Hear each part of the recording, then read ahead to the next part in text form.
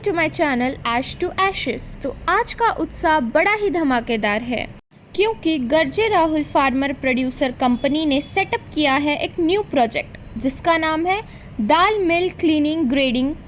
Machine का सामान लगभग आ चुका है और अब इसका सेटअप शुरू हो चुका है। तो जैसा कि आप देख सकते हैं हमारे भावी कार्यकर्ता मशीन सेटअप में जुड़ गए हैं। बड़ी ही मेहनत से सब लोग काम करते दिखाई दे रहे हैं। कितना ही शहरीकरण हो चुका हो पर आज भी लोगों में प्रेम भाव की भावना जगी हुई, जहां वह एक दूसरे की मदद करने में कभी हिचकिचाते नहीं हैं। एक दूसरे को अपना परिवार मानते हुए सब मदद करते हैं। कड़ी धूप में हमारे कार्यकर्ता मशीन सेटअप में जुड़े हुए हैं। जितना हो सके उतना सामान उतारा जा चुका है। अब बड़ी मशीन्स के लिए क्रेन की ज़रूरत पड़ेगी, तो अब इंतज़ार है क्रेन के आने का। अब यहाँ क्रेन की मदद से बड़े पार्ट्स को उतारा जा रहा है। तो जिनको नहीं पता दाल मिल क्लीनिंग ग्रेडिंग प्रोजेक्ट क्या है, तो उनको बता दें कि इसमें अनाज को साफ़ किया जाता है, पत्थर और विदेशी पदार्थ हटाए जाते हैं और अनाज को एक छलनी के माध्यम से 2 से 3 अलग अलग आकार के ग्रेड में वर्गीकृत किया जाता है। इसका उद्देश्य दाल का उत्पादन जो भूसी, पत्थर आदि से मुक्त होनी चाहिए, क्लीनिंग और ग्रेडिंग। यह यात्रा कच्ची दालों की पूरी तरह से सफाई से शुरू होती है। दाल मिल मशीनों में उन्नत सफाई तंत्र शामिल है जो अशुद्धियों, पत्थरों और धूल को हटाने को सुनिश्चित करते हैं। सामान लगभग सारा उतारा जा चुका है और अब इंतज़ार है इंजीनियर साहब का जो इसको सेटअप करके देंगे।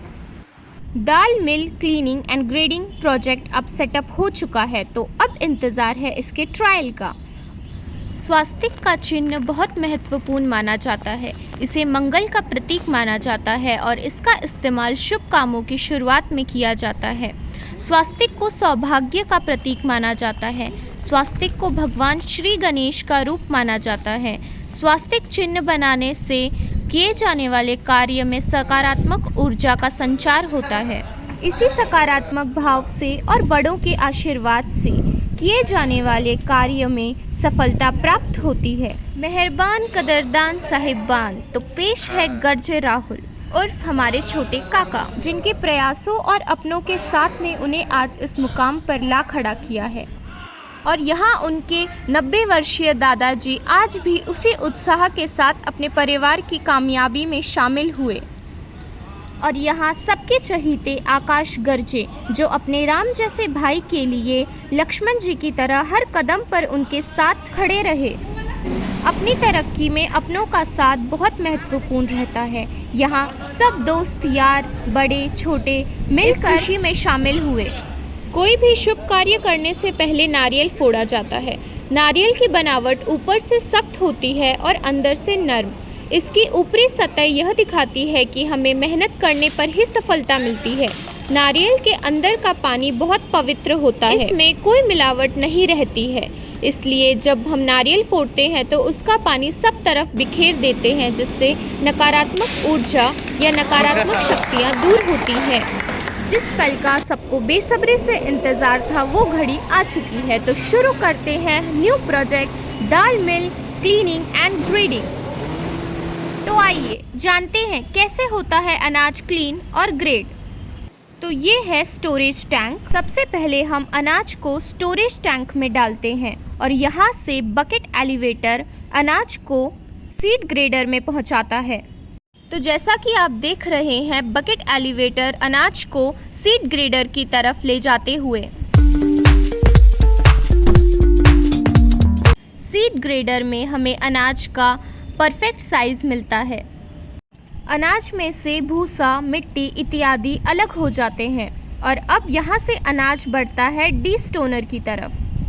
डी स्टोनर जिसके नाम में ही अर्थ है, जो स्टोन्स यानी पत्थर और कंकड़ को अलग कर देता है। उसके बाद अनाज अपने फाइनल स्टेज पे आता है जो है ग्रेविटी सेपरेटर। यहाँ पर अनाज को उसकी क्वालिटी पर विभाजित किया जाता है और बची कुची अशुद्धियाँ भी साफ हो जाती है।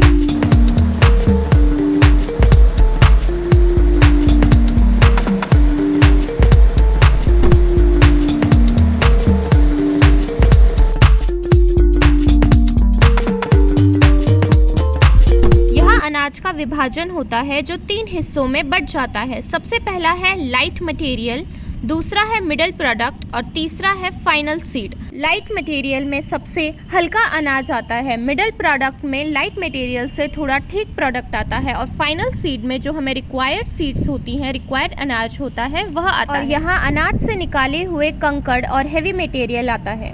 प्रोजेक्ट का सक्सेसफुल इंस्टॉलेशन, उसके पीछे की गई मेहनत बहुत ही सराहनीय है, जिसके लिए राहुल गर्जे एंड टीम को बहुत बहुत कॉन्ग्रेचुलेशंस। तो मिलते हैं एक नए उत्साह के साथ।